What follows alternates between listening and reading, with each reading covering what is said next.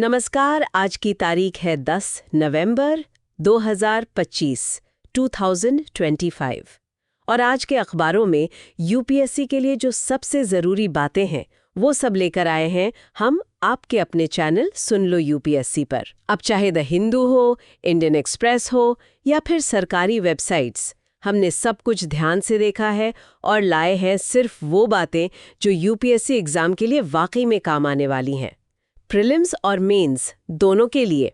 तो आराम से बैठिए और सुनिए वो एनालिसिस जो आपकी तैयारी में ज़रूर फ़र्क डालेगा। ये है आपका डेली लर्निंग डोज, आसान जुबान में और पूरी गहराई के साथ। आज हम किन किन चीज़ों पर बात करेंगे, एक नज़र डालते हैं। सबसे पहले पॉलिटी और गवर्नेंस। इसमें दो बड़े मुद्दे हैं जी। एक तो विमान दुर्घटना की जांच में देरी का मामला है और दूसरा एक ट्रेन दुर्घटना की जो प्रिलिमिनरी रिपोर्ट आई है उस पर बात करेंगे। हाँ, दोनों ही महत्वपूर्ण हैं। फिर इकोनॉमी में देखेंगे कि क्या भारत की रिकवरी सिर्फ कंजम्पशन पर आधारित है, इन्वेस्टमेंट क्यों पीछे है। ये टू स्पीड रिकवरी वाली बात में भारत भूटान संबंधों पर बात होगी और यूएस गवर्नमेंट शटडाउन का क्या असर है वो भी समझेंगे। एनवायरनमेंट और डिजास्टर मैनेजमेंट में नेशनल वाटरशेड कॉन्फ्रेंस की चर्चा करेंगे।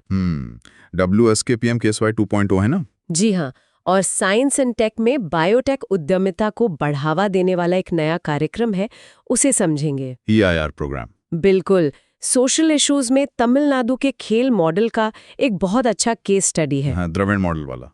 और कल्चर में आदि चित्र प्रदर्शनी और जनजातीय गौरव की बात करेंगे। जी। इसके बाद एथिक्स के लिए कुछ सोचने वाले केसलेट्स देखेंगे, न्यूज़ में रहे प्लेसेस, पर्सन्स, रिपोर्ट्स को रिवाइज करेंगे, डेटा और एडिटोरियल्स के की पॉइंट्स निकालेंगे। प्रीलिम्स के लिए फटाफट फैक्ट्स दोहराएंगे, मेंस आंसर राइटिंग के लिए क्वेश्चंस का ढांचा समझेंगे। और क्विज भी होगा। हाँ, और आखिर में एक छोटा सा क्विज भी होगा आपकी तैयारी परखने के लिए। तो चलिए शुरू करते हैं विस्तार से। शुरुआत करते हैं पॉलिटी और गवर्नेंस से। पहला टॉपिक, जैसा मैंने कहा, काफी गंभीर है और सीधे तौर पर शासन में पारदर्शिता और जवाबदेही यानी ट्रांसपेरेंसी एंड अकाउंटेबिलिटी से जुड़ा है। जी। द हिंदू में एक संपादकीय छपा है जो नागरिक उड्डयन मंत्रालय, मिनिस्ट्री ऑफ सिविल एविएशन, मोका की आलोचना कर रहा है। जी, ये मामला जुड़ा है एयर इंडिया की उड़ान AI 171 से। ये एक बोइंग 787 ड्रीमलाइनर विमान था जिसकी दुर्घटना हुई थी। हाँ, अहमदाबाद वाली दुर्घटना। जी, 12 जून 2025 को अहमदाबाद में हुई थी और इसमें दुर्भाग्यवश 260 लोगों की जान चली गई थी। संपादकीय की मुख्य चिंता ये है कि दुर्घटना को अब लगभग 5 महीने हो गए हैं। 5 महीने? हाँ, और अभी तक अंतिम जांच रिपोर्ट, फाइनल इन्वेस्टिगेशन रिपोर्ट जारी नहीं की गई है। और इस देरी का असर क्या हो रहा है? संपादकीय क्या कहता है? संपादकीय के अनुसार इस देरी से जनता में बहुत सारी अटकलियां, मतलब स्पेकुलेशंस फैल रही हैं। और यहाँ तक कि कॉन्स्पिरेसी थ्योरीज भी बन रही हैं। लोग सोच रहे हैं कि शायद कुछ छुपाया जा रहा है। अच्छा। इससे क्या हो रहा है कि भारतीय विमानन क्षेत्र, इंडियन एविएशन सेक्टर की जो विश्वसनीयता है, क्रेडिबिलिटी, उस पर गंभीर सवाल उठ रहे हैं। तो मांग क्या है? मांग ये की जा रही है कि जो कॉकपिट वॉइस रिकॉर्डर है, CVR, उसका डेटा तुरंत सार्वजनिक किया जाए ताकि सच्चाई सामने आए और ये अटकलें बंद हो। यूपीएससी के नजरिए से ये टॉपिक कितना महत्वपूर्ण है? कहाँ-कहाँ जुड़ता है ये? ये बहुत महत्वपूर्ण है। देखिए, ये कई पेपर से जुड़ता है। सबसे पहले तो GS पेपर 2, गवर्नेंस। हाँ, शासन में पारदर्शिता और जवाबदेही, transparency and accountability in governance. फिर statutory and non statutory bodies का कामकाज, यहाँ खासतौर पे AAIB की भूमिका पर सवाल है। AAIB, अच्छा। फिर GS पेपर 3 में देखिए, इंफ्रास्ट्रक्चर में विमानन क्षेत्र, डिजास्टर मैनेजमेंट और एविएशन सेफ्टी प्रोटोकॉल्स। और GS पेपर 4, एथिक्स में भी पब्लिक ट्रस्ट का मुद्दा है, पारदर्शिता बनाम सूचना रोकने का नैतिक द्वंद्व, एथिकल डिलेमा और प्रोफेशनल अकाउंटेबिलिटी। बिल्कुल। थोड़ा इस घटना का क्रम, मतलब टाइमलाइन समझ लेते हैं ताकि कॉन्टेक्स्ट क्लियर हो जाए। बिल्कुल। देखिए, 12 जून 2025 को अहमदाबाद से उड़ान भरने के ठीक बाद ये विमान दुर्घटनाग्रस्त हुआ। और ये बोइंग 787 के लिए पहली ऐसी दुर्घटना थी। जी हाँ, ये बोइंग 787 ड्रीमलाइनर विमान प्रकार के लिए दुनिया भर में पहली घातक दुर्घटना, फर्स्ट फेटल एक्सीडेंट और पहला हल लॉस था। हल लॉस मतलब विमान पूरी तरह नष्ट हो गया। ठीक है। अच्छी बात यह रही कि दुर्घटना के तुरंत बाद 13 जून और 16 जून को CVR और DFDR, digital flight data recorder, जिन्हें आम भाषा में ब्लैक बॉक्स कहते हैं, वो मिल गए। तो जांच जल्दी शुरू हो गई होगी। हाँ, जांच की जिम्मेदारी सौंपी गई AAIB को, aircraft accident investigation bureau. AAIB ने कोई रिपोर्ट दी? AAIB ने 12 जुलाई को एक प्रारंभिक रिपोर्ट, प्रिलिमिनरी रिपोर्ट जारी की, लेकिन द हिंदू का संपादकीय कहता है कि यह रिपोर्ट अधूरी या स्केची थी, मतलब इसमें पूरी जानकारी नहीं थी। अच्छा। और हाल ही में 7 नवंबर को सुप्रीम कोर्ट में इस मामले से जुड़ी एक सुनवाई चल रही थी। सुप्रीम कोर्ट में भी? जी। और कोर्ट ने मौखिक रूप से, ओरली ऑब्जर्व्ड, ये कहा कि जो प्रारंभिक रिपोर्ट उन्हें दिखाई गई है उसमें पायलट को दोषी नहीं ठहराया गया है। It does not indict the pilot. और आज 10 नवंबर को, दुर्घटना के लगभग 5 महीने बाद, द हिंदू का संपादकीय फाइनल रिपोर्ट जारी करने की पुरजोर मांग कर रहा है। आपने AAIB का जिक्र किया। ये संस्था क्या है और इसकी भूमिका क्या है?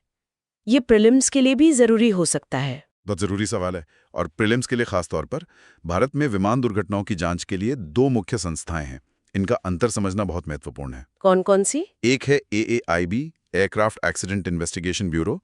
ये ब्यूरो साल 2012 में बना था। सबसे जरूरी बात, ये DGCA से स्वतंत्र है, इंडिपेंडेंट। DGCA से अलग क्यों? इसे DGCA से अलग इसलिए रखा गया है ताकि जांच निष्पक्ष हो सके, और जो अंतर्राष्ट्रीय नागर विमानन संगठन है, International Civil Aviation Organization, ICAO, उसका शिकागो कन्वेंशन है। Chicago convention? हाँ, वो कहता है कि दुर्घटना जांच एजेंसी रेगुलेटर से अलग होनी चाहिए। अच्छा, और AAIB का काम क्या है? AAIB का मुख्य उद्देश्य है दुर्घटना का कारण, कॉज ऑफ एक्सीडेंट, पता लगाना, ताकि भविष्य में ऐसी घटनाओं को रोका जा सके। ये प्रिवेंटिव मैंडेट है। सजा देना नहीं?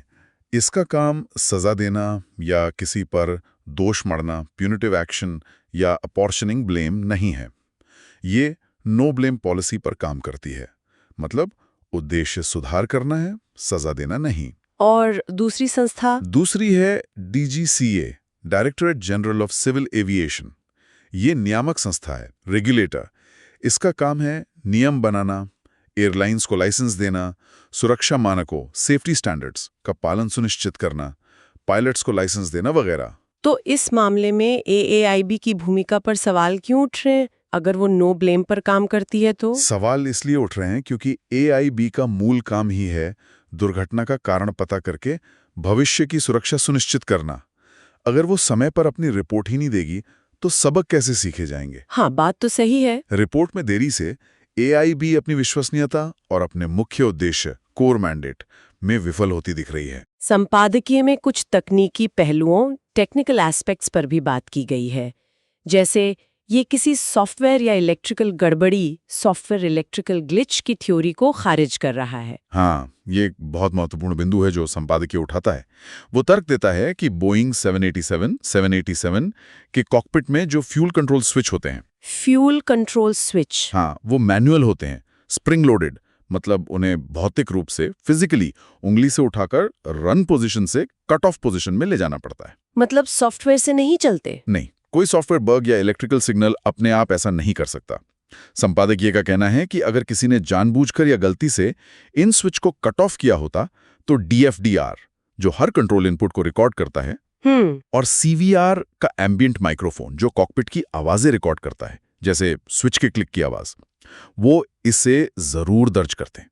तो संपादकीय का इशारा किस तरफ है? इशारा यह है कि रिपोर्ट के इस पहलू पर चुप्पी संदेह पैदा करती है।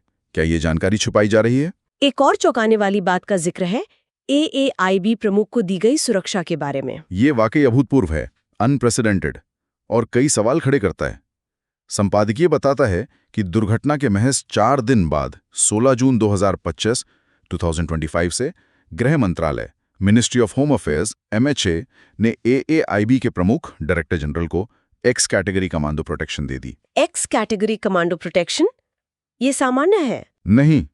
देखिए, स्टैंडर्ड X कैटेगरी सुरक्षा में सिर्फ 2 सशस्त्र पुलिसकर्मी होते हैं, आर्म्ड पुलिसमैन, कमांडो नहीं। अच्छा। लेकिन कई मीडिया रिपोर्ट्स ने पुष्टि की कि उन्हें CRPF के कमांडो दिए गए थे। तकनीकी रूप से ये Y कैटेगरी या उससे भी ऊपर के खतरे, थ्रेट परसेप्शन, का संकेत देता है, भले आधिकारिक तौर पर इसे X कैटेगरी कहा गया हो।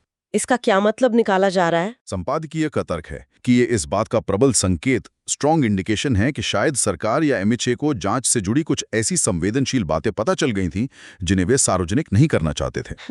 और शायद इसीलिए जांचकर्ता, इन्वेस्टिगेटर की सुरक्षा अचानक इतनी बढ़ा दी गई।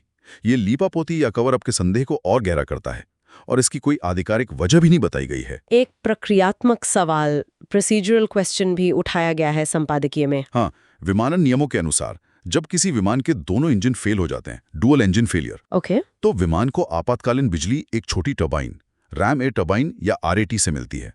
आरएटी से बिजली सीमित होती है और अक्सर इससे को पायलट, जो उस समय विमान उड़ा रहा होता है, पायलट फ्लाइंग, हाँ, उसका मुख्य इंस्ट्रूमेंट पैनल खाली ब्लैंक हो जाता है। तो ऐसे में क्या करना होता है? ऐसे में स्थापित प्रक्रिया, स्टैंडर्ड ऑपरेटिंग प्रोसीजर एसओपी, यह है कि कप्तान, कैप्टन जो उस समय मॉनिटर कर रहा होता है, पायलट मॉनिटरिंग, वो तुरंत विमान का नियंत्रण संभाले और जोर से कहे माय कंट्रोल्स। अच्छा, ये कहना जरूरी है? हाँ, ये अनिवार्य है, और को पायलट को नियंत्रण सौंपते हुए जवाब देना होता है योर कंट्रोल्स। ये मैंडेटरी कॉल्स हैं। ठीक है। संपादकीय पूछता है कि क्या ये अनिवार्य कॉल्स, जो दुर्घटना के समय सुबह 8:08 पर होने चाहिए थे, सीवीआर पर दर्ज हैं? इस पर भी रिपोर्ट या मंत्रालय की तरफ से कोई स्पष्टता नहीं है। तो कुल मिलाकर स्थिति काफी उलझी हुई लग रही है। 3 अलग-अलग बातें या नैरेटिव सामने आ रहे हैं। बिल्कुल, आप इसे 3 नैरेटिव्स के टकराव के रूप में देख सकते हैं। पहला, आम जनता का नैरेटिव, जो बोइंग 787 जैसे आधुनिक विमान में किसी छिपी हुई तकनीकी खराबी, टेक्निकल फ्लॉ का शक कर रहा है। सरकारी लीपापोती, गवर्नमेंट कवर अप का शक कर रहा है। इसका आधार वही सब है, मैनुअल स्विच, देरी, सुरक्षा। जी, मैनुअल फ्यूल स्विच का तर्क, रिपोर्ट जारी करने में अभूतपूर्व देरी और एएआईबी प्रमुख को दी गई असामान्य कमांडो सुरक्षा। और तीसरा, सुप्रीम कोर्ट का नैरेटिव, जो प्रारंभिक रिपोर्ट पर आधारित है। वो कह रहा है कि कम से कम प्रारंभिक रिपोर्ट में पायलट पर दोष नहीं मढ़ा गया है। तो इस सब में सबसे बड़ी समस्या क्या है? जड़ क्या है? सबसे बड़ी समस्या है पारदर्शिता की कमी, लैक ऑफ ट्रांसपेरेंसी।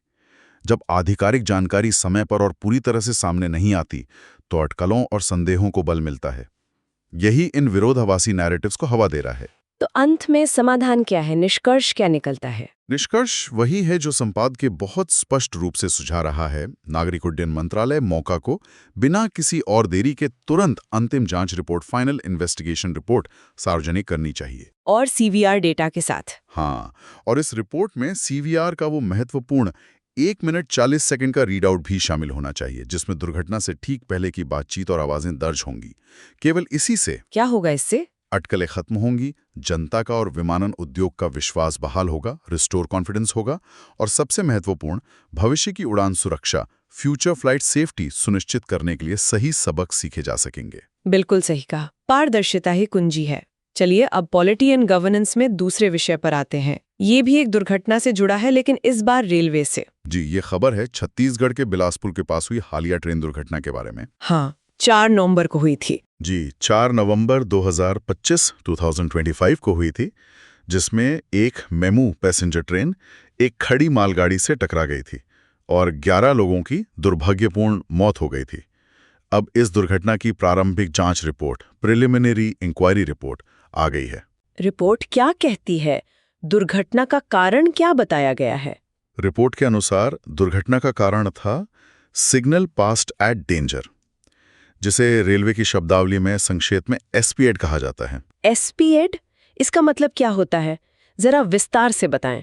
एसपीएड का सीधा मतलब है कि ट्रेन ने लाल सिग्नल, रेड सिग्नल, जिसे रेलवे की भाषा में डेंजर पहलू कहते हैं, को बिना रुके या बिना अनुमति के पार कर लिया। ओह, ये रेलवे सुरक्षा में एक बहुत ही गंभीर उल्लंघन माना जाता है। इस मामले में मेमू यानी main line electric multiple unit passenger train, उसने लाल सिग्नल पार किया और उसी ट्रैक पर आगे खड़ी एक मालगाड़ी गुड्स ट्रेन से जा टकराई। यूपीएससी के नजरिए से इस खबर का क्या महत्व है? ये टॉपिक भी कई आयामों से महत्वपूर्ण है। पहला तो जीएस पेपर 3। GS3। हाँ, इंफ्रास्ट्रक्चर में रेलवे, साइंस एंड टेक्नोलॉजी में स्वदेशी तकनीक जैसे कवच और डिजास्टर मैनेजमेंट। अच्छा। फिर जीएस पेपर 2, गवर्नेंस में एडमिनिस्ट्रेटिव अकाउंटेबिलिटी और पब्लिक सेफ्टी प्रोटोकॉल्स। ये घटना मानवीय त्रुटि, ह्यूमन एरर के लगातार बने रहने वाले मुद्दे को उजागर करती है और साथ ही कवच जैसे तकनीकी समाधानों टेक्नोलॉजिकल सॉल्यूशंस की तत्काल आवश्यकता को भी रेखांकित करती है। जांच प्रक्रिया के बारे में कुछ बताएं। क्या यह अंतिम रिपोर्ट है? नहीं, ये अंतिम रिपोर्ट नहीं है। ये जानना बहुत महत्वपूर्ण है, खासकर प्रीलिम्स के लिए। अच्छा। ये जो रिपोर्ट आई है, ये रेलवे के वरिष्ठ अधिकारियों द्वारा की गई एक प्रारंभिक जांच है, प्रिलिमिनरी इंक्वायरी।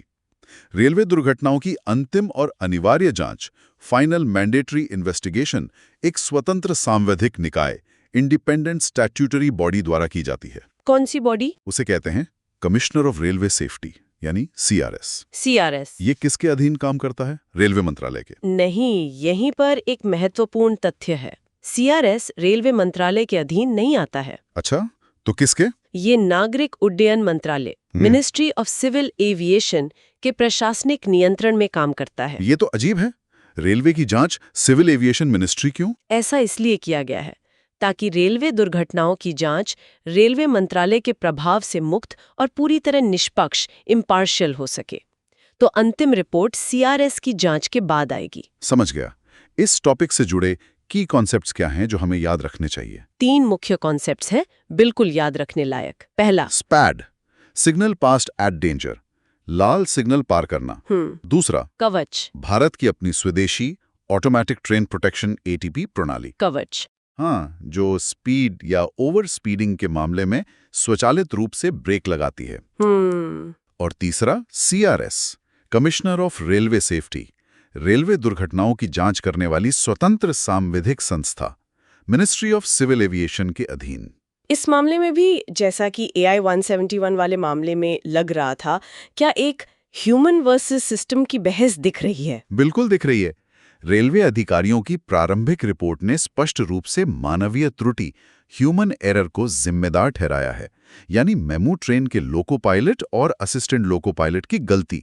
लेकिन लोको पायलट्स की जो यूनियन है, ऑल इंडिया लोको रनिंग स्टाफ एसोसिएशन, जिसे AILRSA कहते हैं, उसने इस निष्कर्ष का कड़ा विरोध किया है। AILRSA का क्या तर्क है? वो सिस्टम को कैसे जिम्मेदार ठहरा रहे हैं? AILRSA का कहना है कि सिर्फ क्रू को दोष देना सही नहीं है।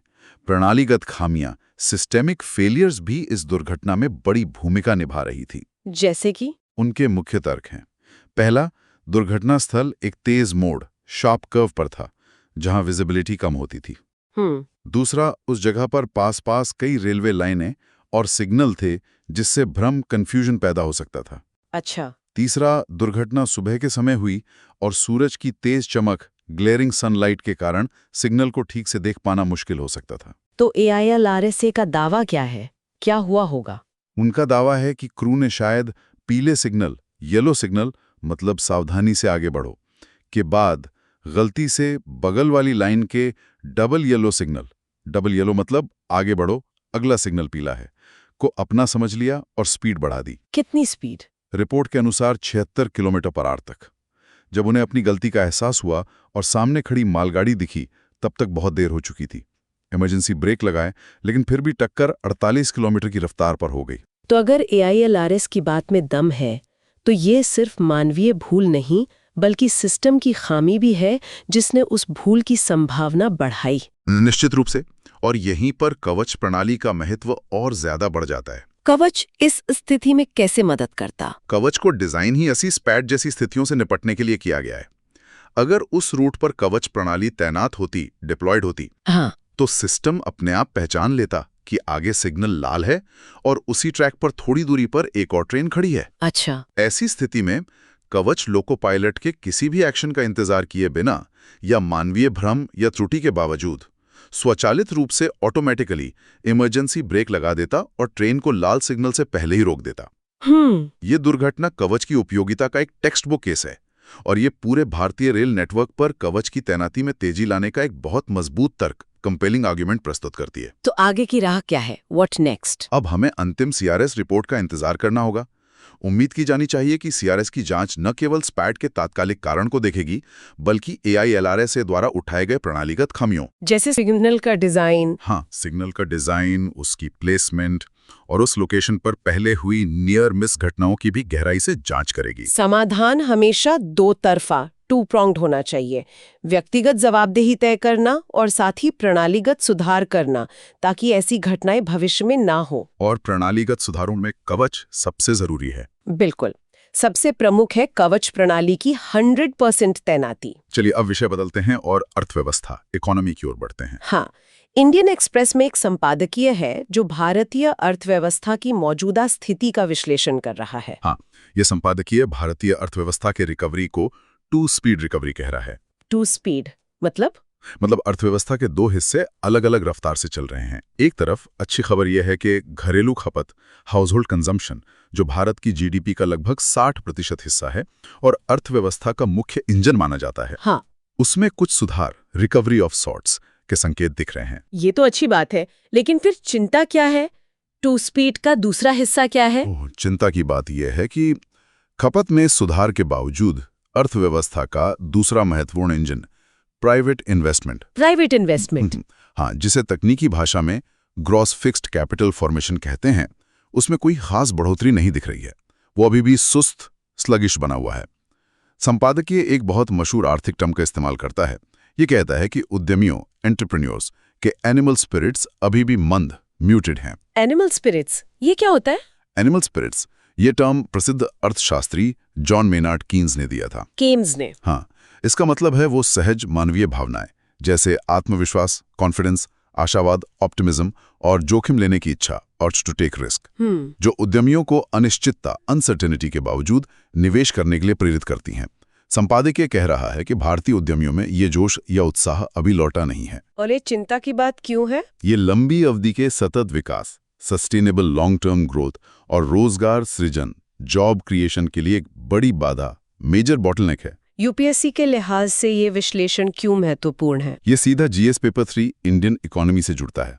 टॉपिक्स जैसे भारतीय अर्थव्यवस्था तथा योजना, संसाधनों को जुटाने, प्रगति, विकास तथा रोजगार से संबंधित विषय और निवेश मॉडल्स, इन्वेस्टमेंट मॉडल्स।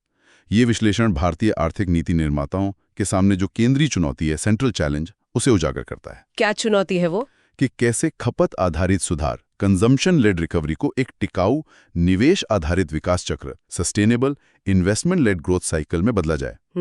सरकार की हालिया रणनीति तो public capex, public capital expenditure बढ़ाने की रही है, इस उम्मीद में कि इससे निजी निवेश आएगा। बिल्कुल।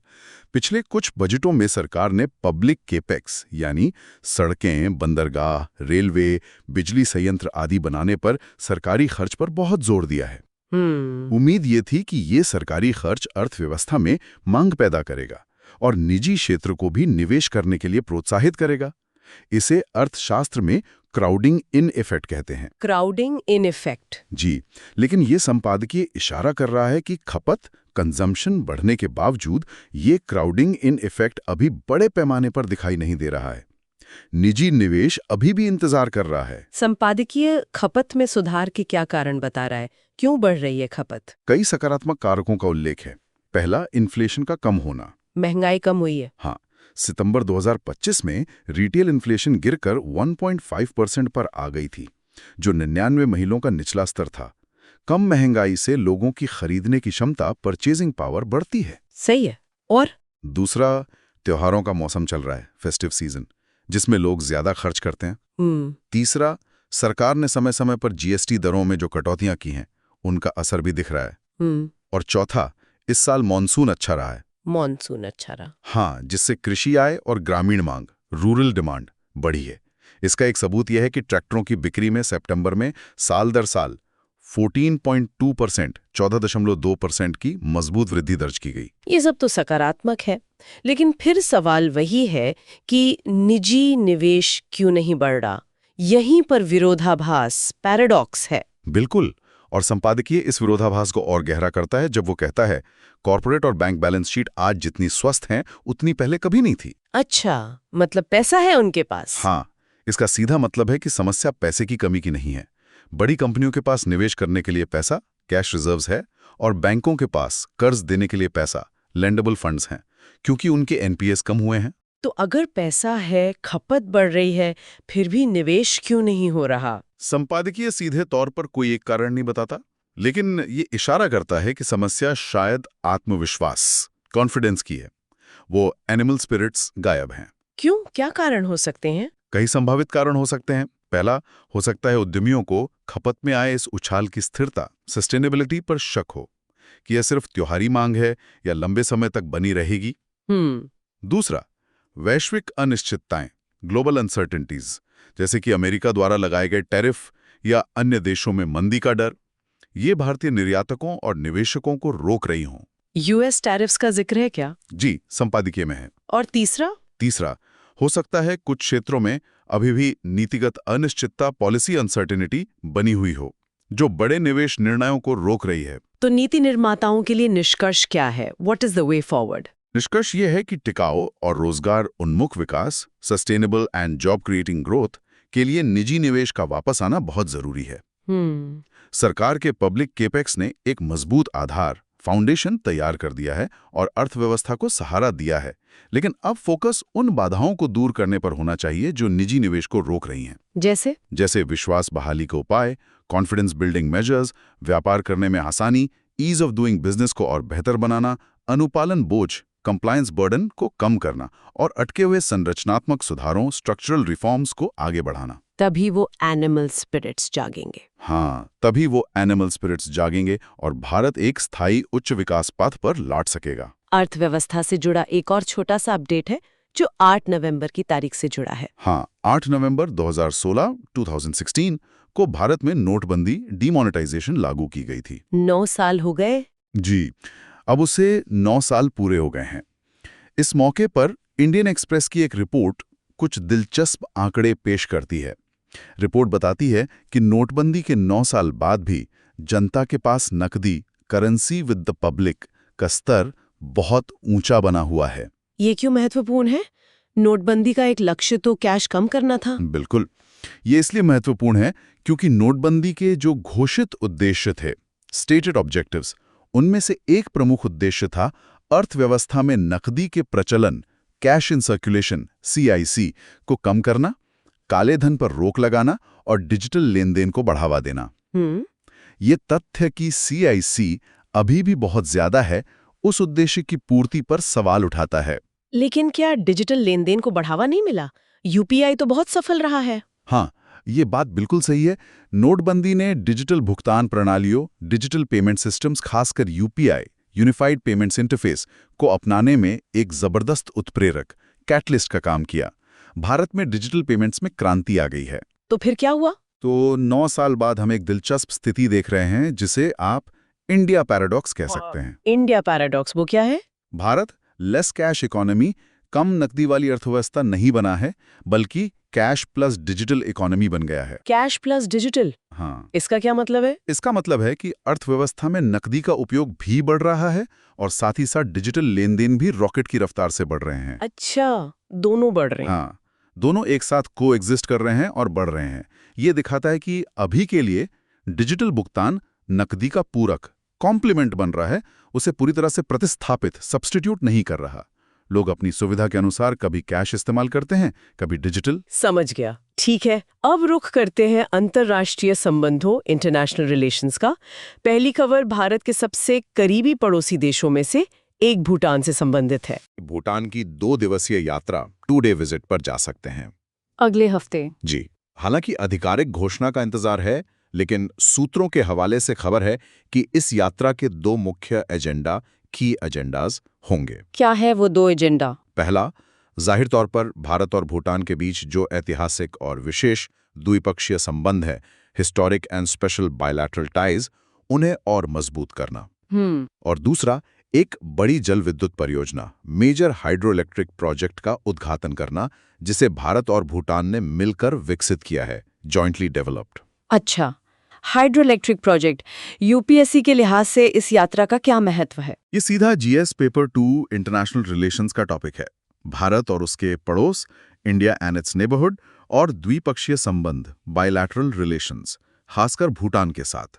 ये यात्रा भारत भूटान संबंधों की मजबूती को दर्शाती है और खास बात यह है कि इस मजबूती को प्रदर्शित करने के लिए उनकी साझेदारी के सबसे सफल और स्थायी स्तंभ। सबसे सफल स्तंभ वो क्या है? वो है हाइड्रो डिप्लोमेसी। हाइड्रो डिप्लोमेसी, ये क्या है? जरा समझाएं। देखिए, भारत और भूटान के संबंध भारत की नेबरहुड फर्स्ट नीति के कॉर्नरस्टोन माने जाते हैं। हाँ। ये संबंध 2007-2007 की भारत भूटान मैत्री संधि, इंडिया भूटान फ्रेंडशिप ट्रीटी पर आधारित हैं, जिसने 1949 की संधि को अपडेट किया था।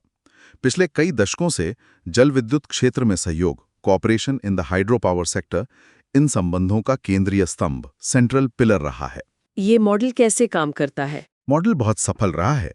भारत, जिसके पास पूंजी, कैपिटल और तकनीकी विशेषज्ञता, टेक्निकल एक्सपर्टीज हैं, वो भूटान की विशाल जल विद्युत क्षमता, वास्ट हाइड्रो पावर पोटेंशियल को विकसित करने में मदद करता है।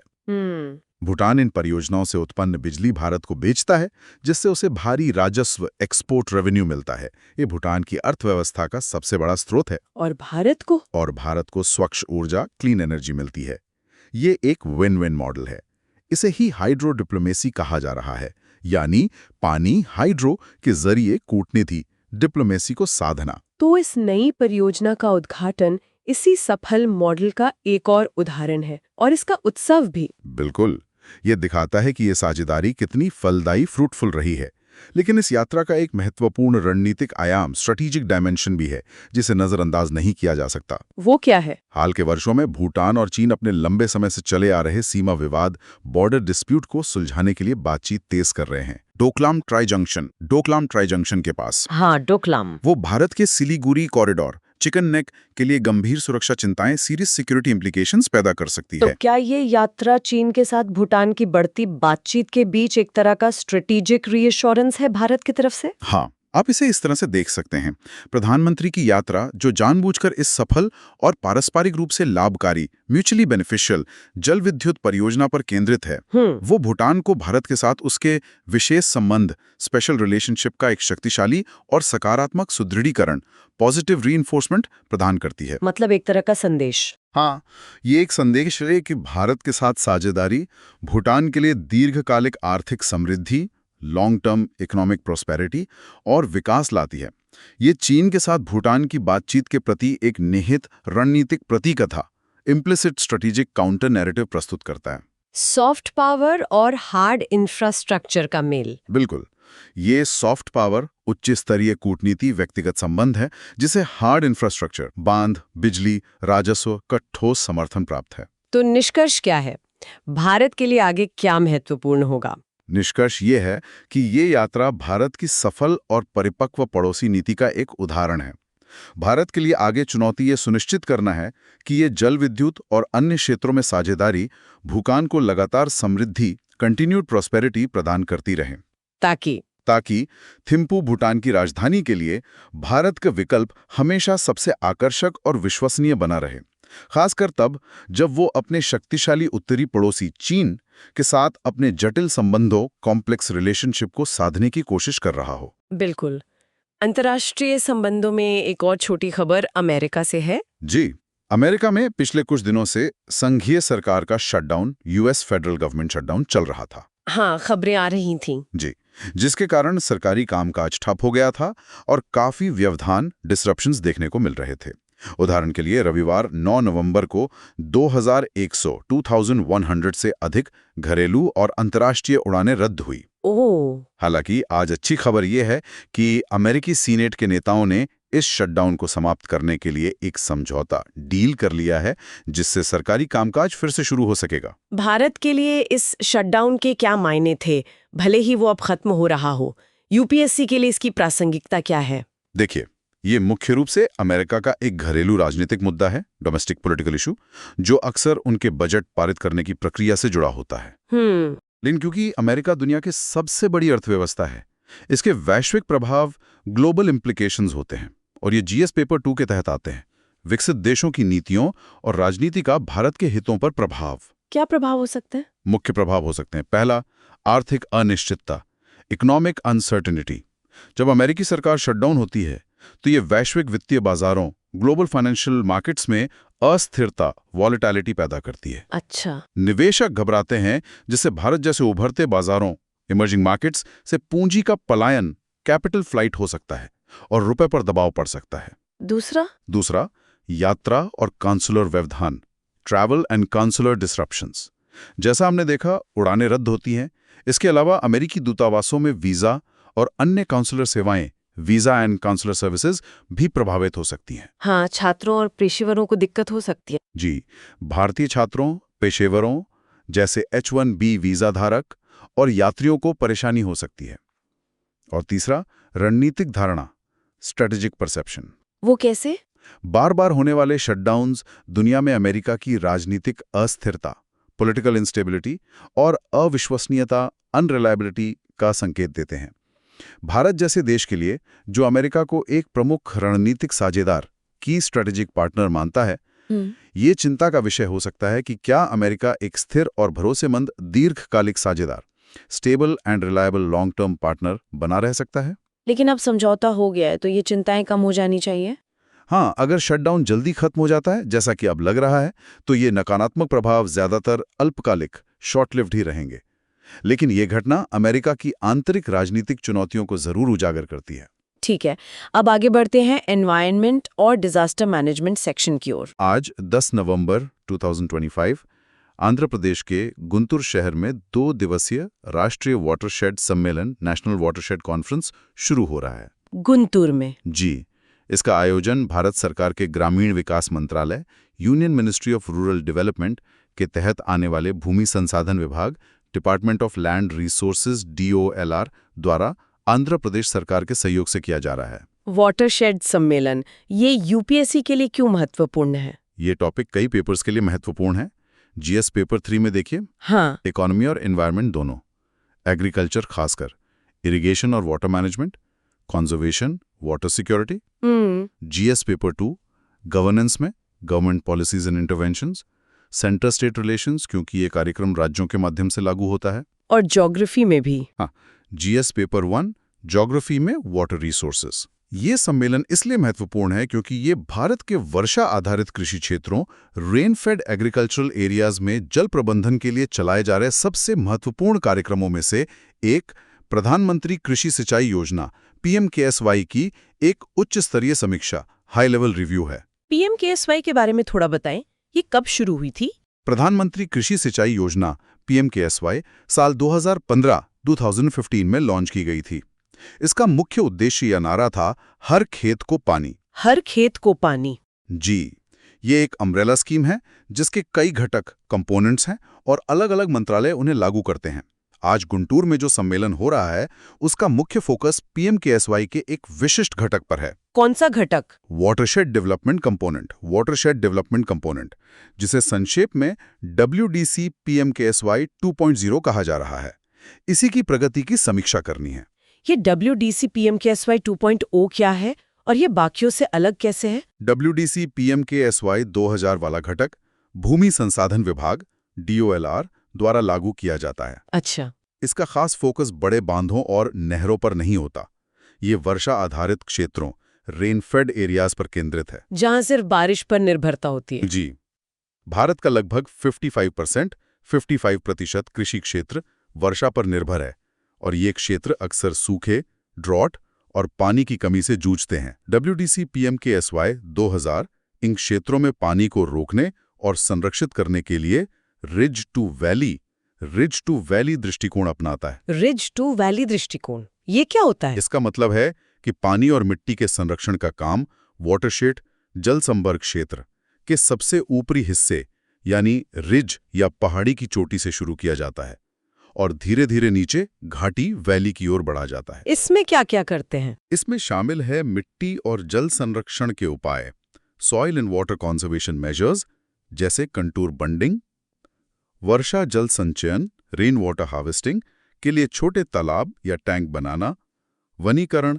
एफॉरेस्टेशन और वृक्षारोपण, प्लांटेशन, और छोटे छोटे चेक डैम या नाला बंड बनाना। लक्ष्य क्या है? लक्ष्य होता है कि बारिश का पानी बहकर बर्बाद ना हो, जमीन में रिचार्ज हो, मिट्टी का कटाव रोके और पूरे वाटरशेड का पारिस्थितिकी संतुलन, इकोलॉजिकल बैलेंस बेहतर हो। इस सम्मेलन से जुड़े कुछ की कॉन्सेप्ट्स क्या है?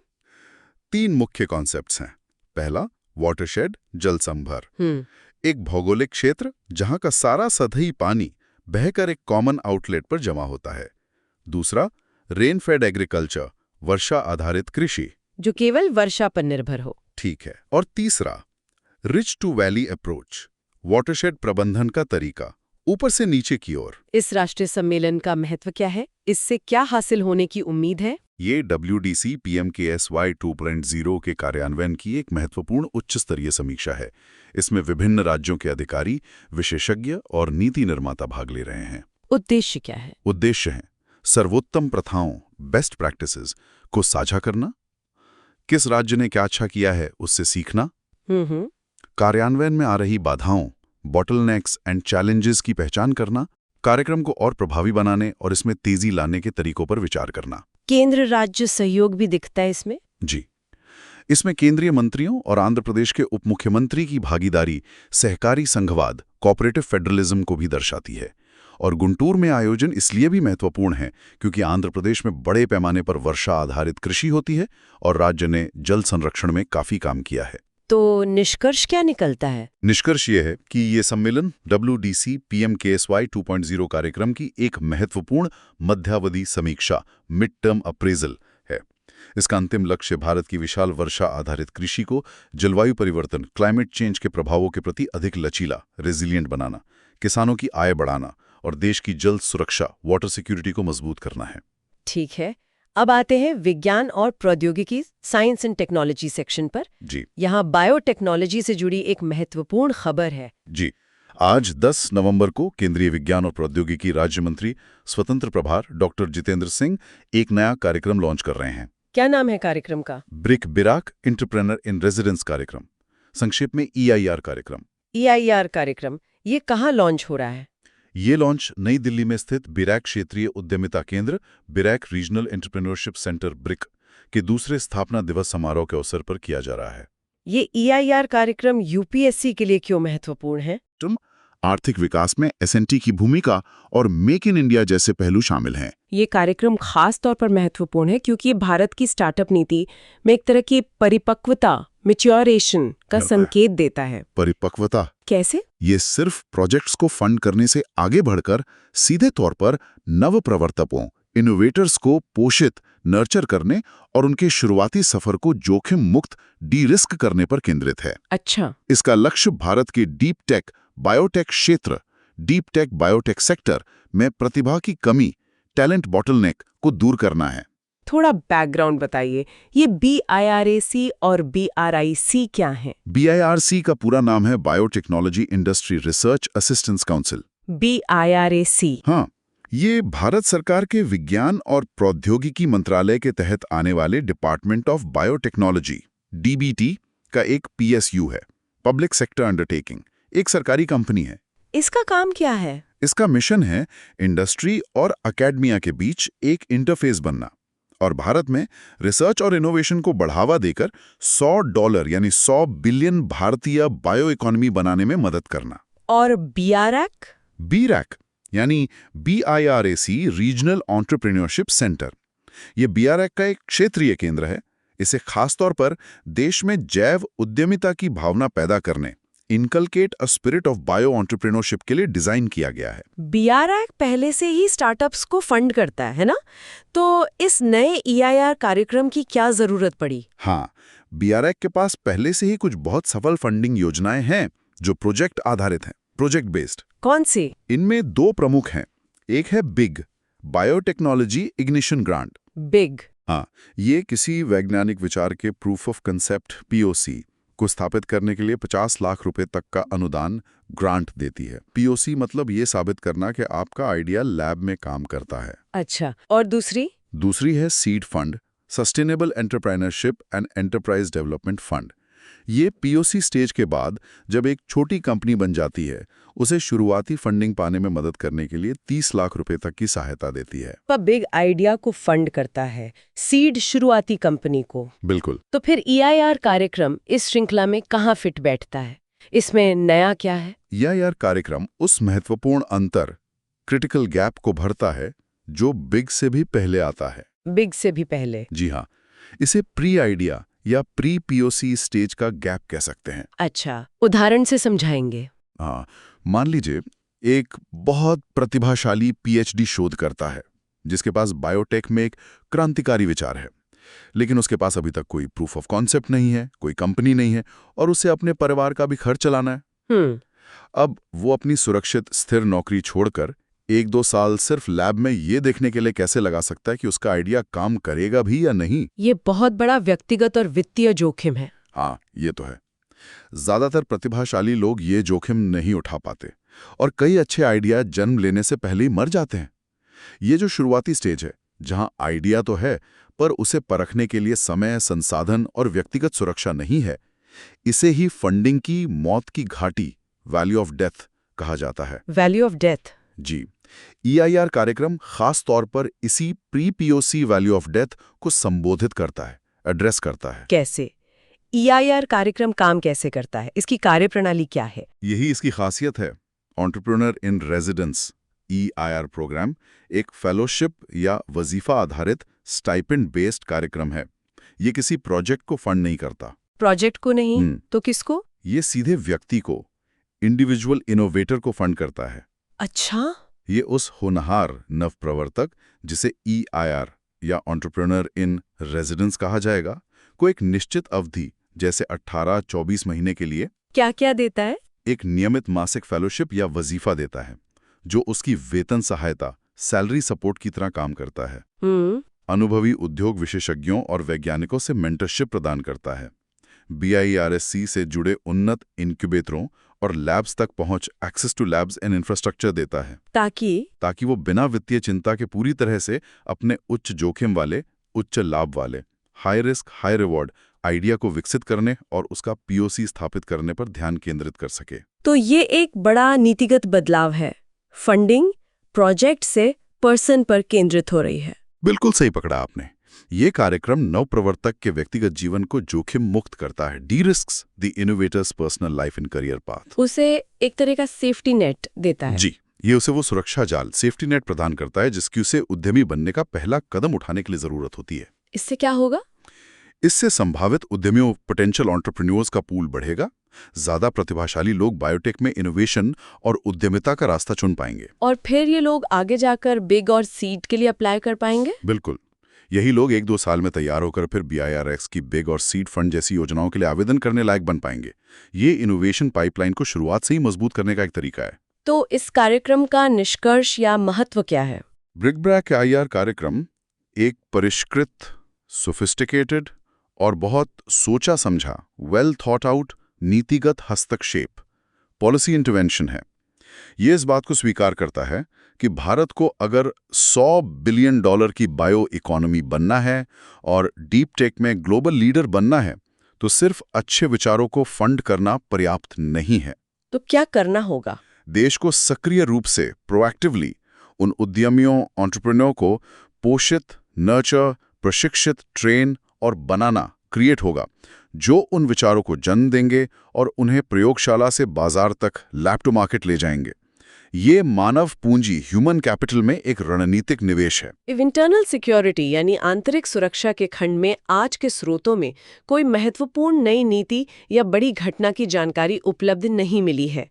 तो अब हम आगे बढ़ते हैं सोशल इश्यूज एंड वेलफेयर यानी सामाजिक मुद्दे और कल्याण पर। और यहाँ आज हमारे पास एक बहुत ही दिलचस्प और महत्वपूर्ण केस स्टडी है। हाँ, ये GS पेपर 2 और GS पेपर 1 दोनों के लिए उपयोगी है। जी, governance, social justice, social empowerment, सबके लिए। ये द हिंदू अखबार में तमिलनाडु के उप मुख्यमंत्री श्री उदयनिधि स्टालिन द्वारा लिखा गया एक संपादकीय है। किस बारे में है ये? ये संपादकीय तमिलनाडु की नई व्यापक खेल नीति, कॉम्प्रिहेंसिव न्यू स्पोर्ट्स पॉलिसी के बारे में है और इसे वो द्रविडियन मॉडल, शासन के प्रत्यक्ष अनुप्रयोग, डायरेक्ट एप्लीकेशन के रूप में प्रस्तुत करते हैं। ये क्यों खास है? खेल नीति तो कई राज्य बनाते हैं। ये खास इसलिए है क्योंकि ये लेख खेल को सिर्फ पदक जीतने या मनोरंजन की गतिविधि के रूप में नहीं देखता। तो किस रूप में देखता है? बल्कि ये खेल को सामाजिक इंजीनियरिंग, सोशल इंजीनियरिंग का एक शक्तिशाली साधन, पोटेंट टूल और सामाजिक न्याय, सोशल जस्टिस प्राप्त करने का एक वाहन, व्हीकल मानता है। सोशल इंजीनियरिंग मतलब ये तर्क देता है कि खेल के माध्यम से समाज में गहरे बैठे असमानताओं, डीप रूटेड इनइक्वालिटीज को दूर किया जा सकता है और समावेशी विकास, इंक्लूसिव ग्रोथ को बढ़ावा दिया जा सकता है। यूपीएससी के लिए इसकी प्रासंगिकता क्या है? ये कई मायनों में प्रासंगिक है। जीएस पेपर 2 में देखिए, कमजोर वर्गों के लिए कल्याणकारी योजनाएं, शासन मॉडल। ये तमिलनाडु मॉडल का एक बेहतरीन राज्य स्तरीय केस स्टडी है। सामाजिक क्षेत्र के विकास में सरकार की भूमिका। और जीएस पेपर 1 में सामाजिक सशक्तिकरण, भारत की विविधता।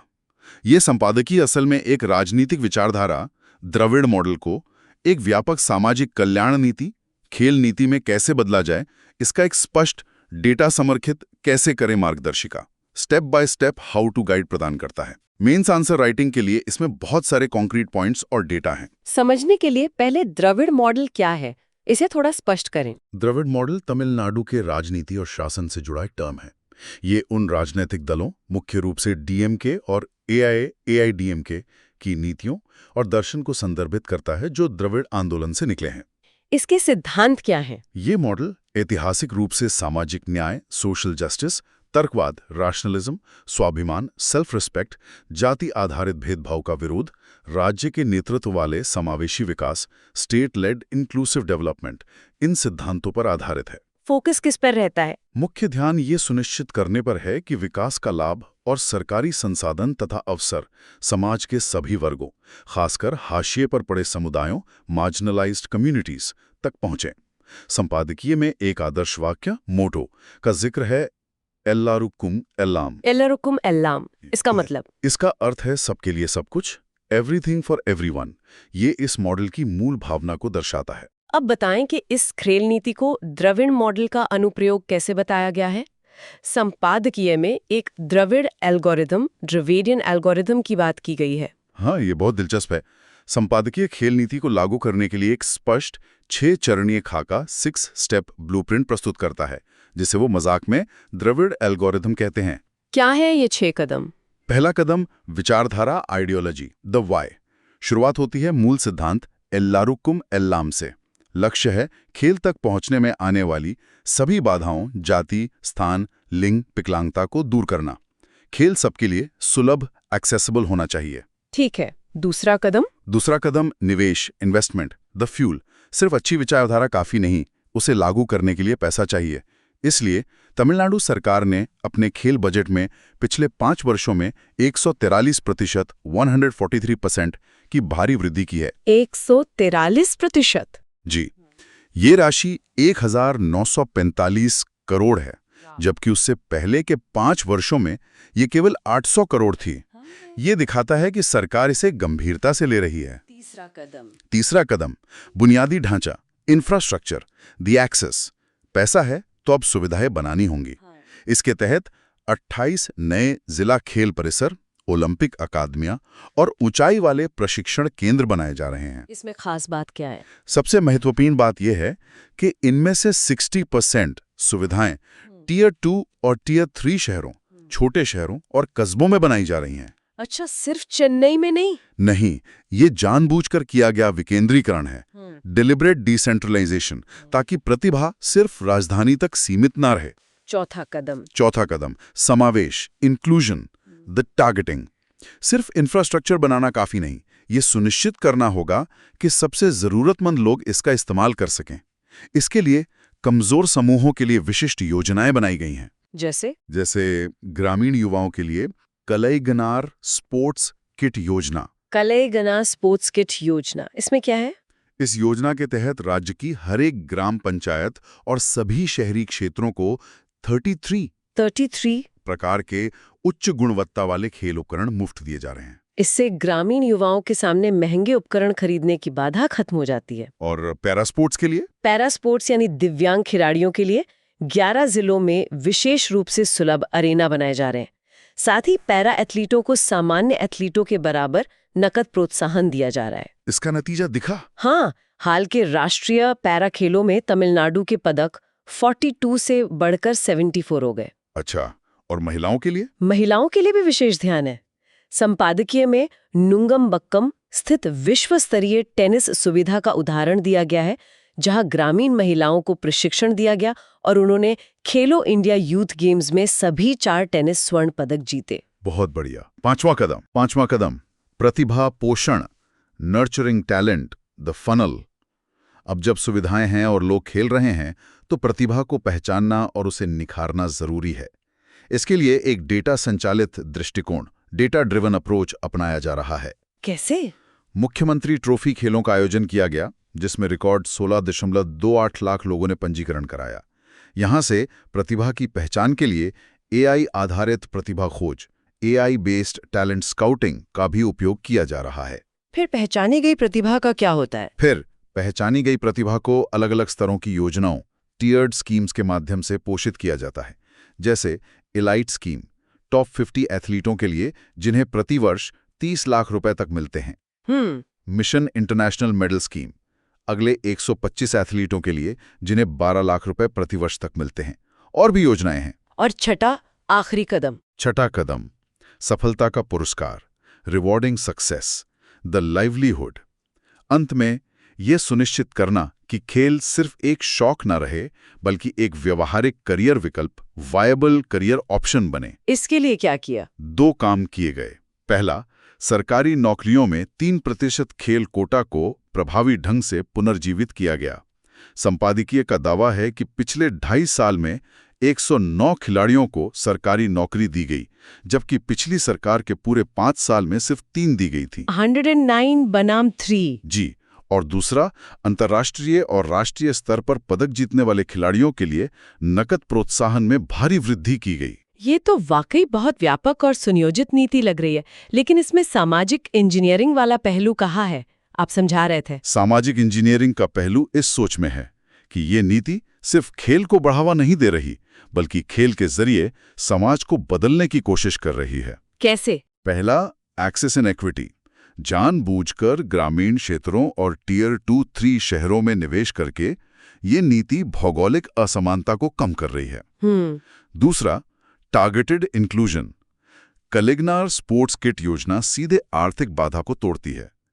पैरा स्पोर्ट्स और महिलाओं पर विशेष ध्यान लैंगिक और विकलांगता आधारित भेदभाव को संबोधित करता है। और करियर का रास्ता खोलकर। हाँ। तीसरा, अपवर्ड मोबिलिटी। खेल को एक व्यावहारिक करियर बनाकर और सरकारी नौकरियों का रास्ता खोलकर ये नीति वंचित पृष्ठभूमि के युवाओं के लिए सामाजिक और आर्थिक रूप से ऊपर उठने का एक नया रास्ता प्रदान करती है। ये खेल को परिधीय गतिविधि न मानकर कल्याणकारी राज्य के एक मुख्य घटक के रूप में प्रस्तुत करती है। बिल्कुल। संपादकीय में दिए गए डेटा की क्या अहमियत है? डेटा बहुत महत्वपूर्ण है क्योंकि ये सिर्फ दावों को नहीं बल्कि परिणामों को दिखाता है। जैसे बजट में 143% वृद्धि राजनीतिक इच्छा शक्ति दर्शाती है। 60% इंफ्रास्ट्रक्चर छोटे शहरों में बनना विकेंद्रीकरण दिखाता है।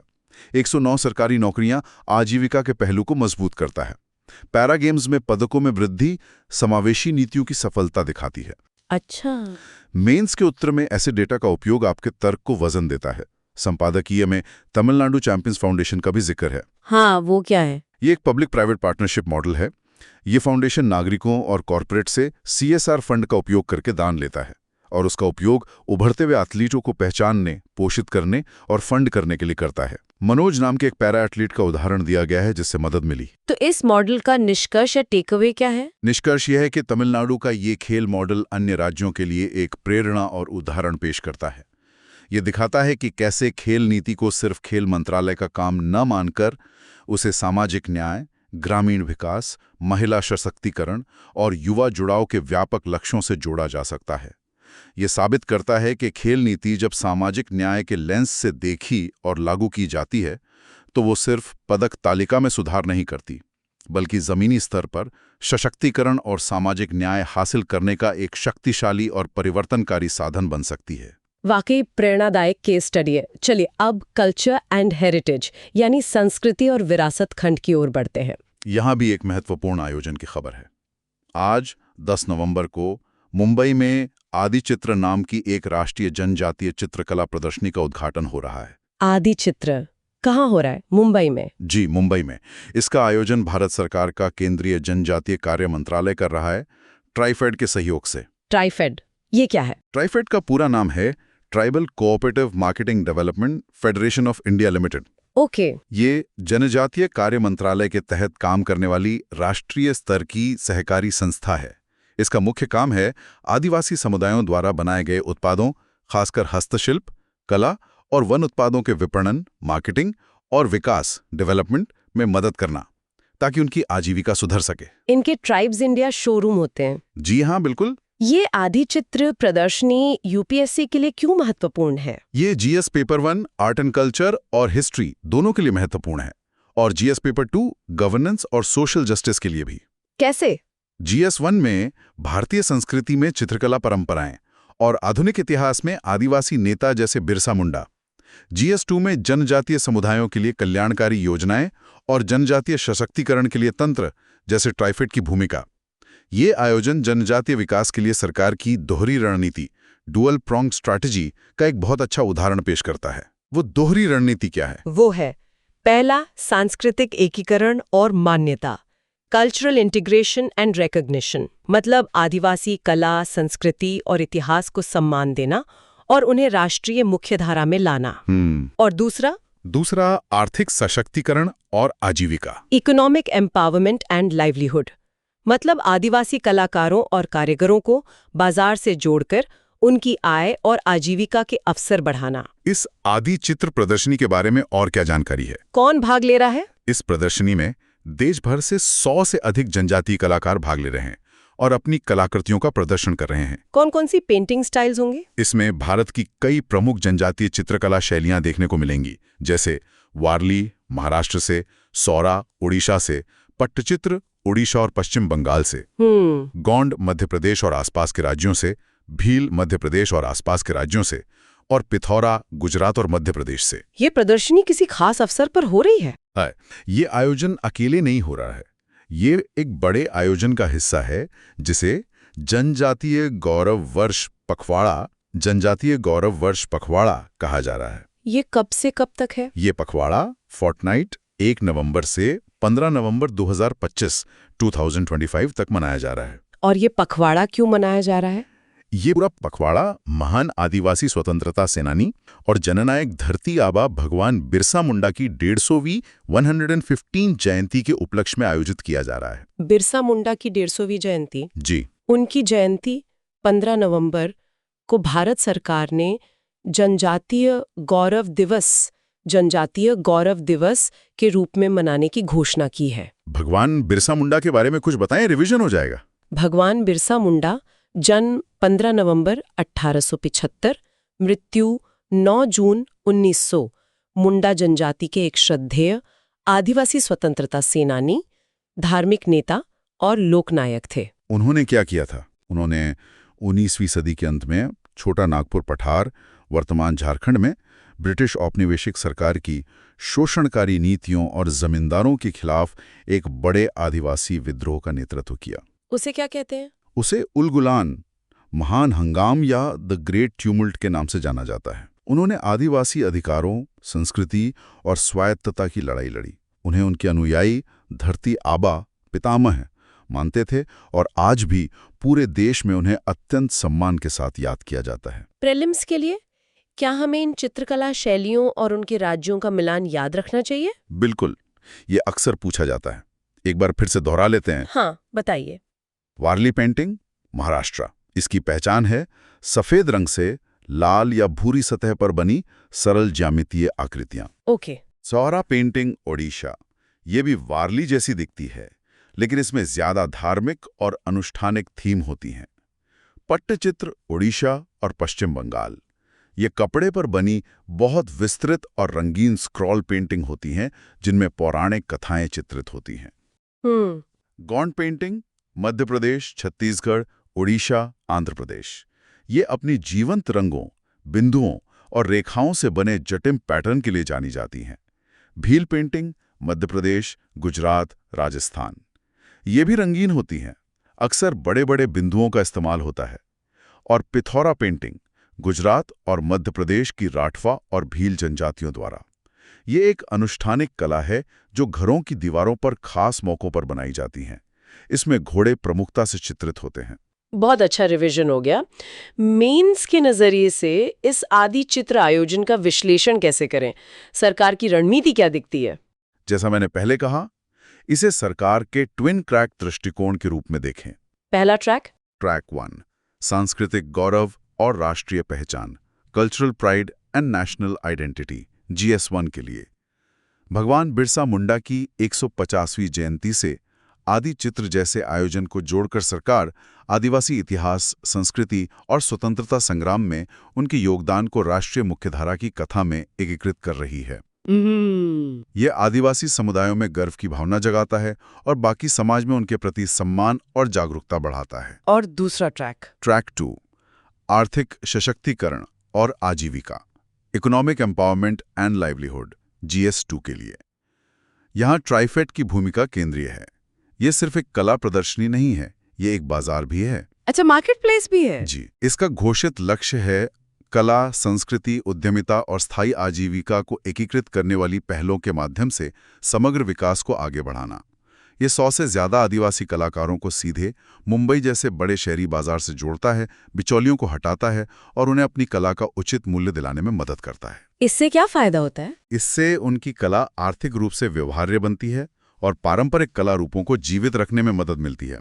तो इसका निष्कर्ष क्या है? What is the significance? आदि चित्र जैसे आयोजन महत्वपूर्ण है क्योंकि ये सांस्कृतिक उत्सव को ट्राइफेड के आर्थिक तंत्र के साथ सफलतापूर्वक जोड़ते हैं। एक सस्टेनेबल मॉडल बनाते हैं। जी, ये एक स्थायी मॉडल, सस्टेनेबल मॉडल बनाते हैं जो न केवल आदिवासी कलाकारों को सशक्त बनाता है और उनकी आय बढ़ाता है, बल्कि उनकी सदियों पुरानी अनूठी कला रूपों को संरक्षित भी करता है और साथ ही आदिवासी विरासत को व्यापक भारतीय पहचान का अभिन्न अंग बनाने में मदद करता है। चलिए अब एथिक्स GS पेपर 4 के लिए कुछ विचारणीय स्थितियां, एथिकल डायलेमास या केसलेट्स देखते हैं जो आज की चर्चा से निकली हैं। ये आपको सोचने पे मजबूर करेंगी। पहली स्थिति AI 171 विमान दुर्घटना पर आधारित है। इसे हम कह सकते हैं अन्वेषक की दुविधा। The investigators dilemma. क्या है सिनेरियो? पद संवेदनशील सबूत मिलते हैं कि दुर्घटना का संभावित कारण कोई तकनीकी खराबी नहीं थी, बल्कि कॉकपिट क्रू द्वारा की गई एक गंभीर प्रक्रियात्मक चूक और शायद जानबूझकर किया गया कोई मैनुअल हस्तक्षेप था। अगर आप इस सच्चाई को पूरी तरह उजागर करते हैं तो इसके गंभीर भू राजनीतिक या वाणिज्यिक परिणाम हो सकते हैं। इसी बीच MHA के वरिष्ठ अधिकारी आपको अनौपचारिक रूप से सलाह देते हैं कि राष्ट्रीय सुरक्षा और व्यापक जनहित का हवाला देते हुए अंतिम रिपोर्ट जारी करने में थोड़ी सावधानी बरतें और इसे थोड़ा संतुलित रखें। दबाव है मतलब? जी, साथ ही आपको अप्रत्याशित रूप से X कैटेगरी कमांडो सुरक्षा प्रदान कर दी जाती है। दूसरी तरफ मीडिया और जनता आपकी संस्था पर लीपापोती करने का आरोप लगा रही है और पारदर्शिता की मांग कर रही है।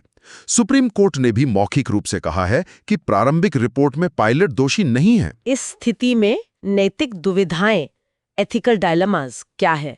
कई गहरी नैतिक दुविधाएं हैं। पहली, सत्यनिष्ठा बनाम परिणाम, इंटेग्रिटी वर्सेस कॉन्सिक्वेंसेस। क्या पूरी सच्चाई बताएं भले ही परिणाम बुरे हों, या परिणामों को देखकर सच्चाई छुपाएं? दूसरी, पारदर्शिता बनाम राष्ट्रीय व्यापक हित, transparency versus national public interest.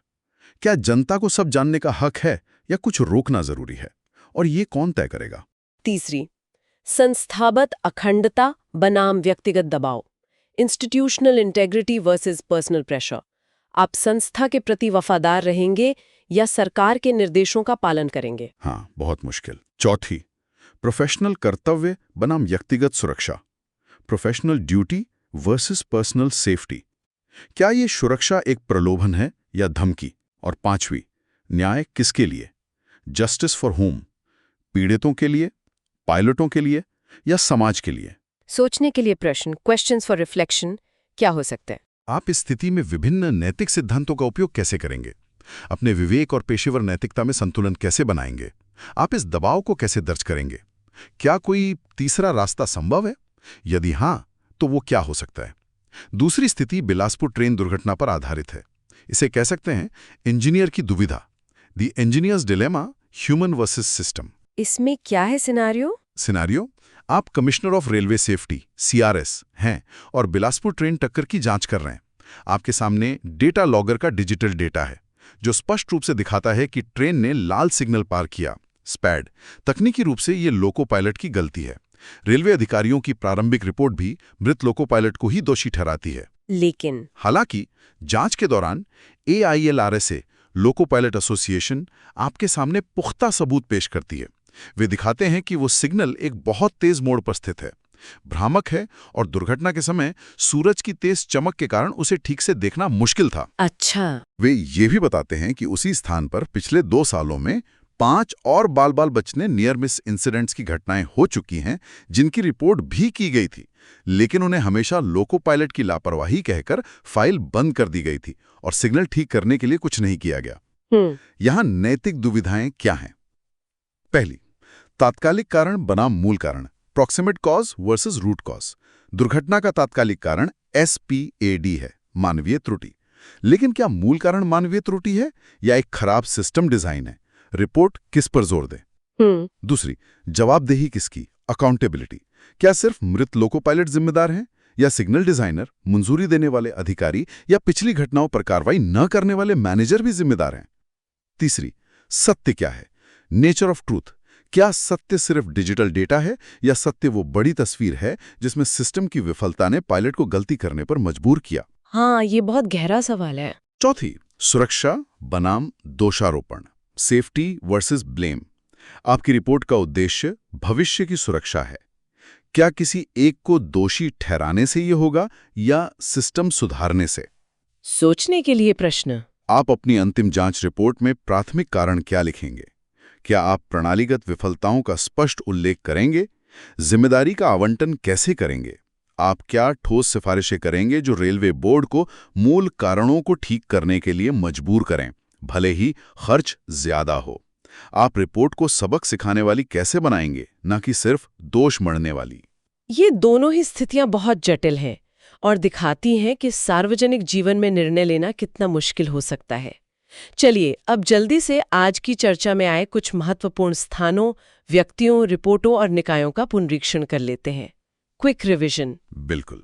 सबसे पहले स्थान, places in news. Guntur, Andhra Pradesh. यहां राष्ट्रीय वाटरशेड सम्मेलन हो रहा है। यू ट्रेन दुर्घटना हुई थी। मुंबई, महाराष्ट्र, यहां आदि चित्र प्रदर्शनी का उद्घाटन हुआ है। ठीक है। अब व्यक्ति, persons in news. Captain A. Mohan Ranganathan, विमानन सुरक्षा विशेषज्ञ और AI-171 पर संपादकीय के लेखक। उदयनिधि स्टालिन, तमिलनाडु के उप मुख्यमंत्री और खेल पर द्रविड़ मॉडल संपादकीय के लेखक।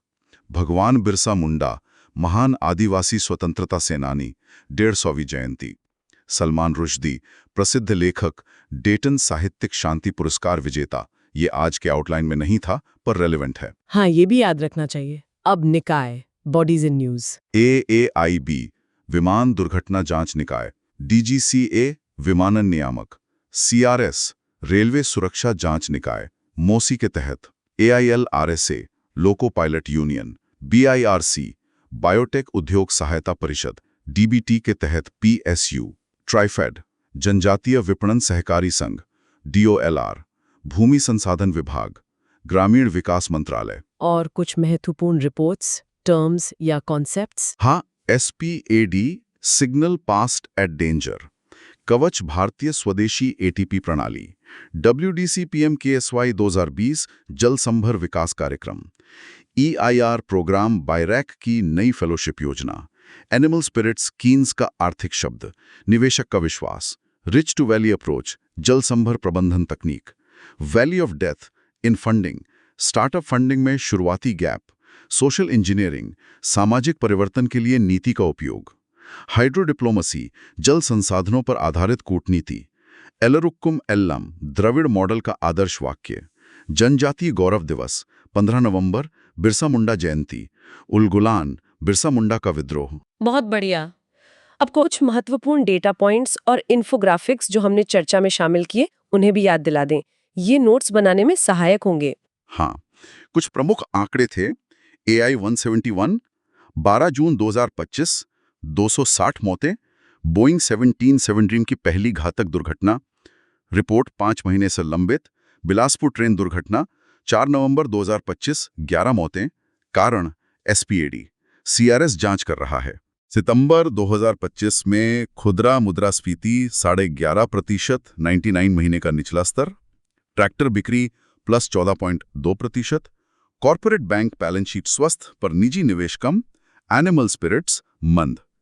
नोटबंदी, 9 साल पूरे, करेंसी विद पब्लिक उच्च, भारत कैश प्लस डिजिटल बना, यूएस शटडाउन, 9 नवंबर को 2100 प्लस उड़ाने रद्द।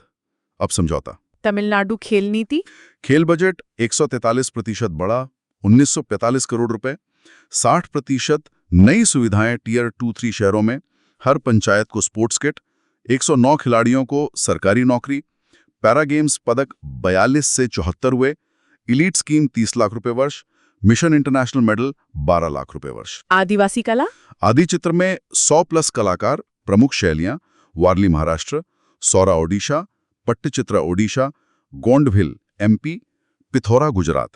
15 नवंबर जनजातीय गौरव दिवस। और BIRAC EIR, ये बिग ग्रांट 50 लाख रुपए पीओसी के लिए, सीड फंड 30 लाख रुपए स्टार्टअप के लिए, के पहले आने वाला गैप भरता है, व्यक्ति को फंड करता है। अब आज के संपादकीयों से निकली मुख्य अंतर्दृष्टि की एडिटोरियल इनसाइट्स को सिर्फ तथ्यों के रूप में देख लेते हैं, बिना किसी अतिरिक्त विश्लेषण या राय के। ठीक है, केवल तथ्यात्मक बिंदु।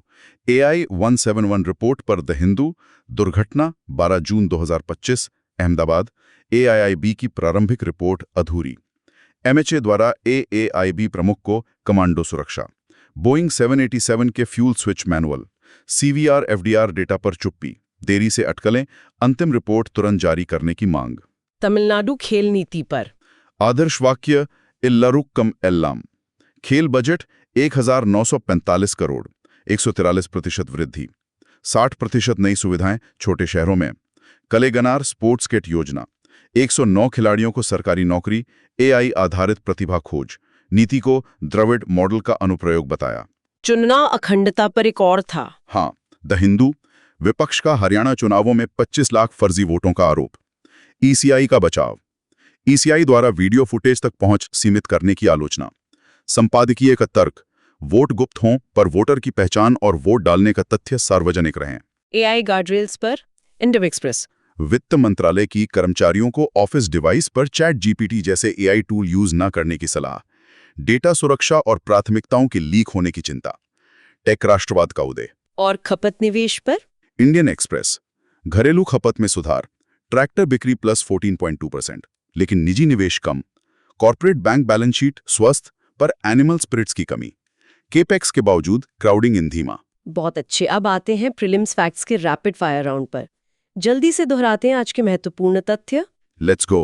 AAIB किसके तहत है? Ministry of civil aviation DGCA से स्वतंत्र। SPAD का full form? Signal passed at danger. Kavach क्या है? India's indigenous automatic train protection ATP system. Janjatiya Gaurav Divas 15 नवंबर। ट्राइफेड का मुख्य काम? Marketing of tribal products. वाली painting? Maharashtra. Pithora painting? Gujarat Madhya Pradesh. Saura Pattachitra? Odisha. DIRSC किसका PSU है? Department of biotechnology DBT। DIRSC का नया EIR प्रोग्राम क्या है? फेलोशिप मॉडल पर्सन को फंड करता है प्री POC स्टेज के लिए। WDC PMKSY 2.0 कौन लागू करता है? डिपार्टमेंट ऑफ लैंड रिसोर्सेज डोलार। एल्लारुकुम एल्लाम किसका आदर्श वाक्य? Dravidian model Tamil Nadu. Kalaignar sports kit योजना कहाँ की है? तमिलनाडु। CRS किसके अधीन है? Ministry of civil aviation. Animal spirits term किसने दिया? John Maynard Keynes. AI 171 किस विमान की दुर्घटना थी? Boeing 787 Dreamliner. शानदार। अब मेंस प्रैक्टिस क्वेश्चंस देखते हैं। हम प्रश्न और उसके उत्तर की एक संक्षिप्त रूपरेखा आउटलाइन देंगे ताकि आपको पता चले कि उत्तर कैसे लिखना है। पहला प्रश्न, GS2 गवर्नेंस AI 171 विमान दुर्घटना के संदर्भ में दुर्घटना जांच रिपोर्ट जारी करने में देरी के निहितार्थों का आलोचनात्मक विश्लेषण करें। साथ ही AAIB जैसी स्वतंत्र जांच निकायों की भूमिका और चुनौतियों पर प्रकाश डालें। 250 शब्द। रूपरेखा, फ्रेमवर्क, इंट्रोडक्शन। AAIB की स्थापना, उद्देश्य, स्वतंत्र जांच, नो ब्लेम, निवारक। बताएं। AA 171 दुर्घटना और देरी का संदर्भ दें। बॉडी पैराग्राफ 1, देरी के निहितार्थ। विस्तार से बताएं। विश्वास में कमी, अटकलें, AAIB की साख को नुकसान, सबक सीखने में देरी, पीड़ितों के लिए अनिश्चितता। बॉडी पैराग्राफ 2, AA 171 विशिष्ट मुद्दे। केस के विशेष पहलू, MHA सुरक्षा, SC टिप्पणी, तकनीकी तर्क, प्रारंभिक रिपोर्ट का अधूरापन। बॉडी पैराग्राफ 3, स्वतंत्र निकायों की भूमिका और चुनौतियां। स्वतंत्रता क्यों जरूरी? निष्पक्षता, चुनौतियां। राजनीतिक दबाव, संसाधन, तकनीकी जटिलता, अंतर्राष्ट्रीय सहयोग। कंक्लूजन, पारदर्शिता के महत्व पर जोर दें। समय पर पूर्ण रिपोर्ट ही विश्वास बहाल करेगी। संस्थागत स्वायत्तता बनाए रखने की आवश्यकता बताएं। दूसरा प्रश्न, GS3 infrastructure disaster management, railway सुरक्षा के संदर्भ में मानवीय त्रुटि और प्रणालीगत विफलता के बीच अंतर स्पष्ट करें।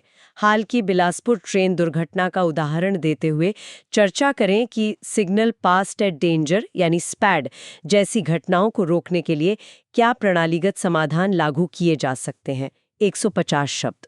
रूपरेखा, फ्रेमवर्क। इंट्रोडक्शन, मानवीय त्रुटि यानी व्यक्तिगत गलती बनाम प्रणालीगत विफलता यानी सिस्टम में खामी को परिभाषित करें। बिलासपुर दुर्घटना SPAD का संदर्भ दें।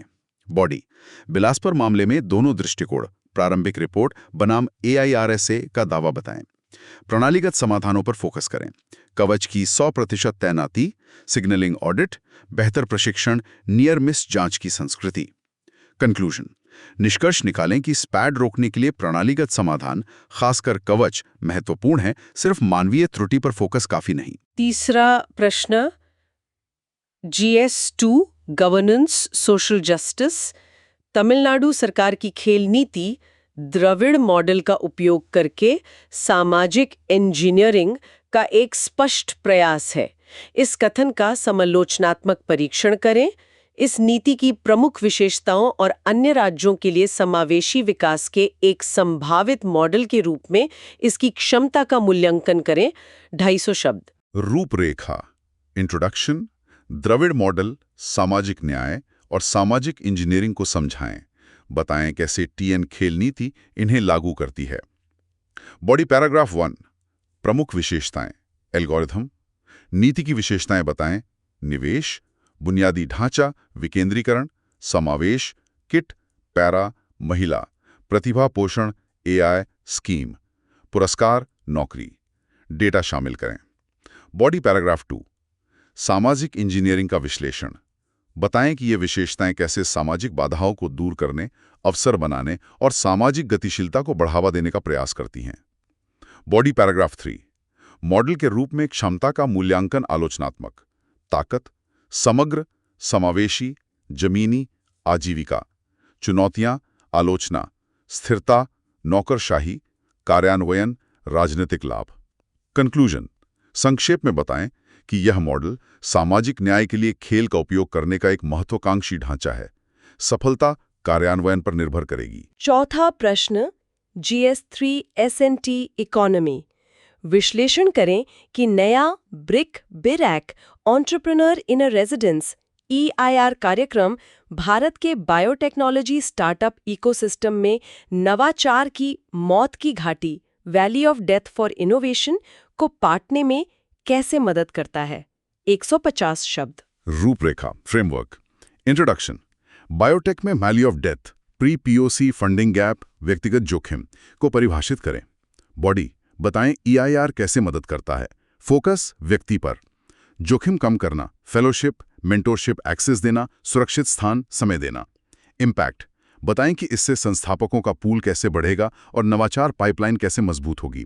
कंक्लूजन, निष्कर्ष निकालें कि EIR मानव पूंजी में निवेश है जो बायोटेक इकोसिस्टम को गहरा करेगा। बहुत अच्छे। अब समय है एक छोटे से क्विज का। 5 मल्टीपल चॉइस क्वेश्चंस आपकी स्क्रीन पर मान लीजिए। ध्यान से पढ़ें और जवाब दें। Q1, आदि चित्र प्रदर्शनी के संदर्भ में निम्नलिखित में से कौन सा युग्म सही सुमेलित है। 1, वारली, ओडिशा। 2, पिथौरा, गुजरात। 3, सौरा, महाराष्ट्र। विकल्प A, केवल 1 और 2, B, केवल 2, C, केवल 1 और 3, D, केवल 3। सोचिए, वारली महाराष्ट्र, पिथौरा गुजरात MP, सौरा ओडिशा, तो सही सिर्फ दूसरा है। उत्तर है B, केवल 2। Q2, कलेगनार स्पोर्ट्स किट योजना किस राज्य सरकार का प्रमुख कार्यक्रम है। विकल्प A, Andhra Pradesh, B, Kerala, C, Tamil Nadu, D, Karnataka. ये तमिलनाडु की खेल नीति का हिस्सा है। उत्तर है सी, तमिलनाडु। Q3 रेलवे शब्दावली में SPAD का क्या अर्थ है? विकल्प A system failure and derailment, B signal passed at danger, C speeding past allocated distance, D standard procedural anomaly database. ये तो याद हो गया होगा। SPAD मतलब B signal passed at danger. Q4 नया एंटरप्रेन्योर इन रेजिडेंस EIR कार्यक्रम BIRAC की एक पहल है। BIRAC किस केंद्रीय मंत्रालय के तहत एक PSU है? विकल्प A वाणिज्य और उद्योग मंत्रालय, B शिक्षा मंत्रालय, C विज्ञान और प्रौद्योगिकी मंत्रालय, D इलेक्ट्रॉनिक्स और IT मंत्रालय। BIRAC DBT के तहत है, जो ministry of science and technology का हिस्सा है। उत्तर है C विज्ञान और प्रौद्योगिकी मंत्रालय। Q5 भारत में नागरिक विमान दुर्घटनाओं की जांच की प्राथमिक जिम्मेदारी किस स्वतंत्र निकाय की है? विकल्प A DGCA, B BCAS, C MHA, D AAIB। जांच का काम रेगुलेटर DGCA से अलग AAIB का है। उत्तर है D विमान दुर्घटना जांच ब्यूरो AAIB। बहुत बढ़िया। उम्मीद है आपके ज्यादातर जवाब सही होंगे। चलिए अब आज की पूरी चर्चा के मुख्य बिंदुओं की टेकअवेज को संक्षेप में दोहरा लेते हैं, जो UPSC परीक्षा के लिए अत्यंत महत्वपूर्ण है। आज की टेकअवेज: पहला, AAIB और DGCA की भूमिकाओं में अंतर समझें। AI 171 मामले में पारदर्शिता और स्वतंत्र जांच निकायों की स्वायत्तता का महत्व। GS2 governance. दूसरा, SPA और रेलवे सुरक्षा में मानवीय बनाम प्रणालीगत विफलता की बहस, कवच प्रणाली का महत्व और प्रणालीगत सुधारों की आवश्यकता। GS3 infrastructure SNT।